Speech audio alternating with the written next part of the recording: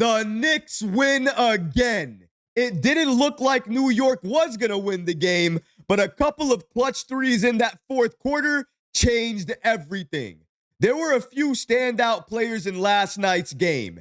Ariel Hukporti, OG Anunoby, Malcolm Brogdon, Mikal Bridges, who went off, and Jordan Clarkson, who destroyed the Timberwolves defense in his MSG debut. We're going to break down all of these latest reports today. This episode is presented by FanDuel. If you're enjoying the content, please hit that subscribe button and have notifications turned on so you don't miss any new content. And now, let's get started. The Knicks win against the Timberwolves. The Knicks are still undefeated in the preseason. The Timberwolves were the biggest test for this team to date, but they still pulled out the victory. What? I didn't say they did it in regulation. That's right. We got our first and hopefully last overtime preseason game. But the Knicks were able to take care of business and still pull out the victory. I want to mention, this isn't the first preseason game this year to go to overtime. However, it is the first Knicks preseason game to go to OT, and they still pulled out the victory. 100-95.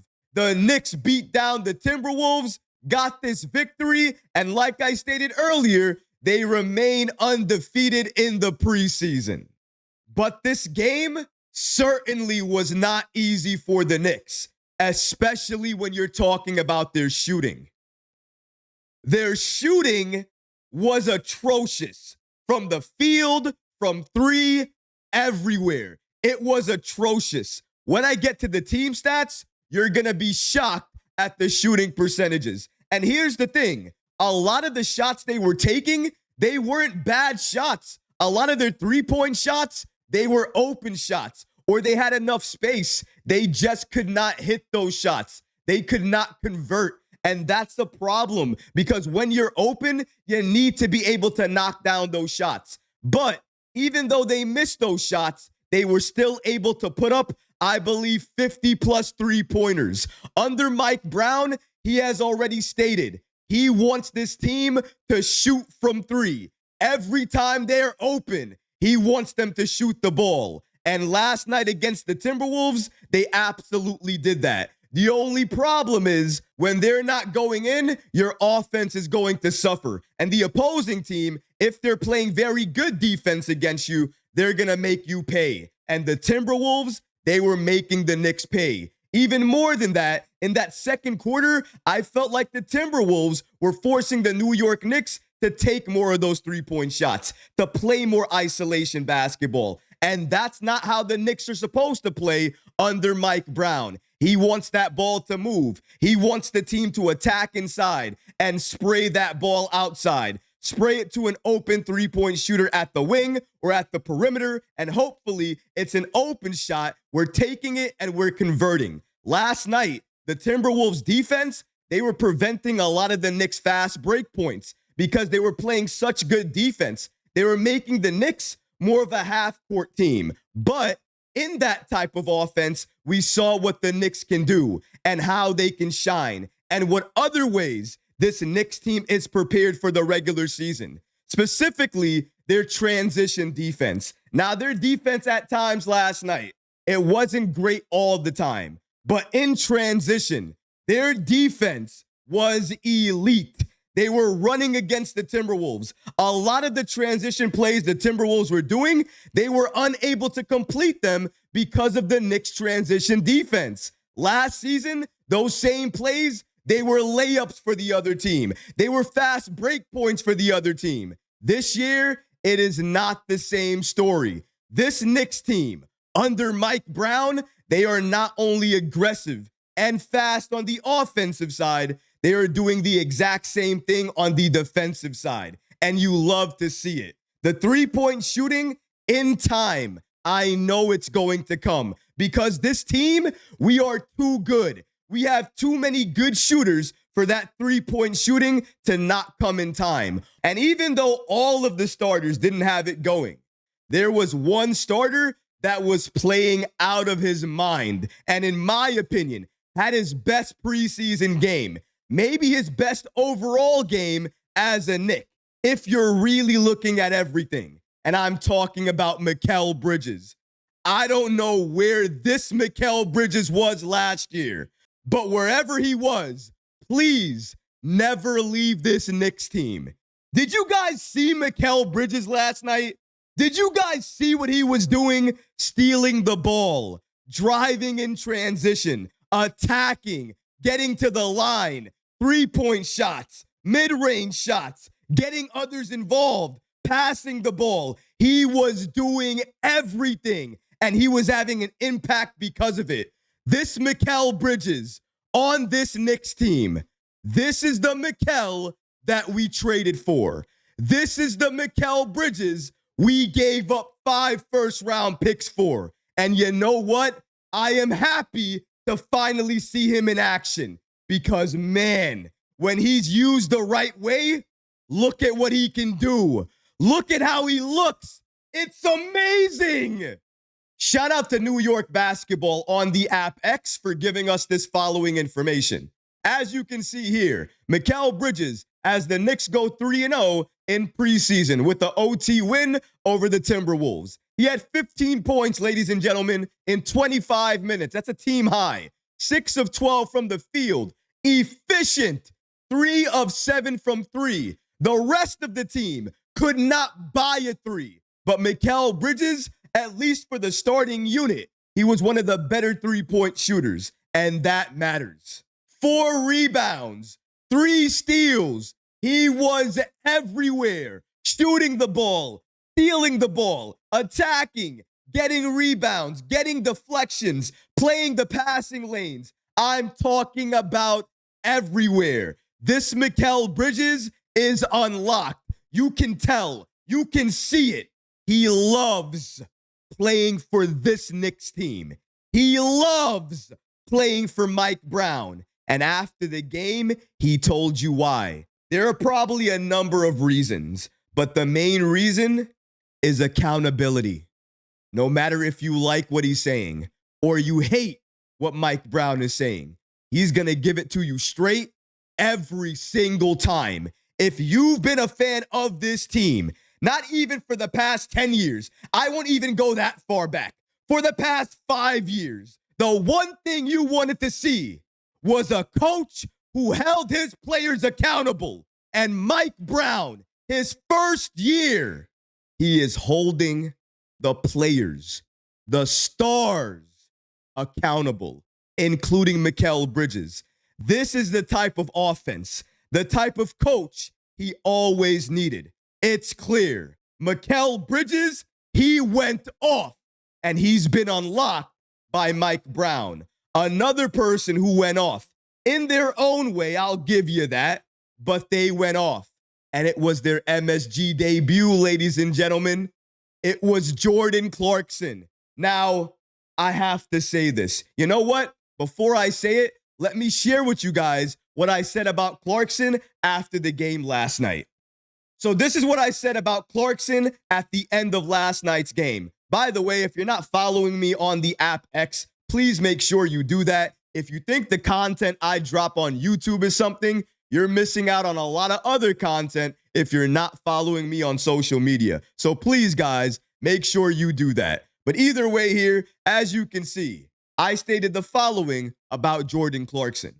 Jordan Clarkson manipulated the defense, scored at will, got others involved, and put pressure on the defense.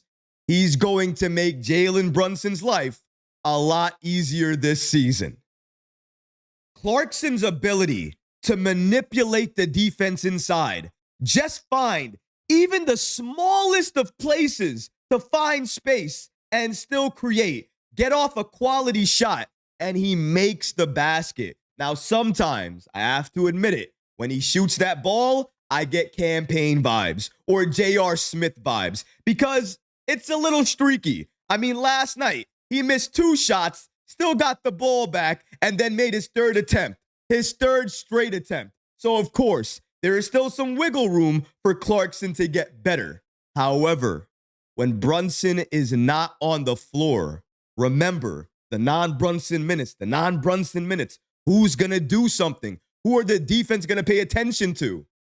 There's a lot of players, but one of them, Jordan Clarkson. And good luck, by the way, paying attention to Clarkson. The way he can manipulate you inside by either creating a shot for himself or for others, because he can pass the ball. There was a point in this game. It went from Brogdon to Clarkson to McBride, three-point shot. Then it went from Brogdon to Clarkson to McBride, back to Brogdon, three-point shot. They're moving the ball. Clarkson got the memo. He is playing defense, although he's getting beat sometimes, still playing defense. And he is passing the ball. Of course he's shooting. That's why he's been brought to this team, because of his shooting prowess, what he can do off the bench. I need him to do that. However, I didn't expect him to be able to do it against the Timberwolves in the way that he did. He can manipulate situations just like Jalen Brunson. And that means when Brunson is not on the floor, you have a problem in Clarkson.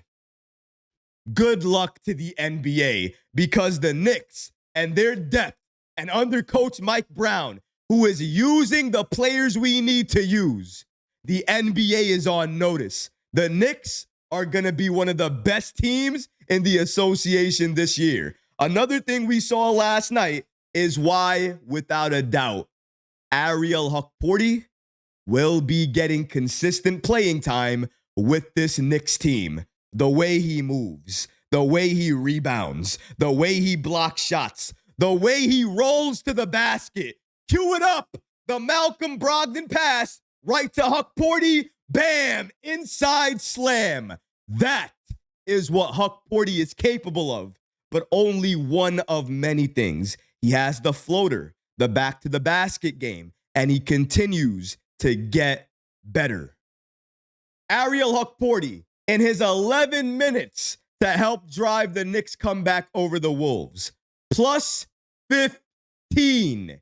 Game best in 11 minutes. 11 minutes. And he was a plus 15 because he was impacting everything. He even had a great assist to Malcolm Brogdon inside. This man is developing at the exact right rate. 5 rebounds, 3 of them offensive, 1 block, 1 for 1 from the field. But his development, his running of the floor, the way he's able to put that fear in opposing players, opposing defenses, because you think if you go up on Hukporti, he's blocking your shot. And shout out to Ian Bagley of SNY for giving us this following update. According to him, Mike Brown mentioned in the post-game press conference that the New York Knicks had 23 sprayouts versus Minnesota's tonight. Getting to the paint, finding three-point shooters has been a big point of emphasis in the preseason under Mike Brown. He also praised Ariel Hukporti and Trey Jemison III for operating well as bigs in the New York Knicks offense. Even Mike Brown praised Hukporti and his performance in 11 minutes. If you can have an impact in 11 minutes, you are going to play during the regular season. Mitchell Robinson is not going to be playing back-to-backs. He might be load managed in a few games. If that happens, you're going to need another big. And Ariel Hukporti, he checks all the boxes. Perfect. And during the preseason, he has done exactly what he needed to do. Showcase himself and his skill set. Now that he's done that, he is getting minutes during the regular season, and I don't want to hear anything else about it. Before we go on to the team stats, I want to give a little bit of love to our channel sponsor, FanDuel, for giving us these odds yesterday regarding who was going to win the Timberwolves versus New York Knicks preseason game. And even though that game went into OT, as you can see by the money line, FanDuel was right. The New York Knicks, they were slight favorites in this game. And when it mattered, the New York Knicks came out ahead, they won the game, and FanDuel kept us updated throughout the entire process. Remember, guys, you can get updates like this one via the FanDuel app now.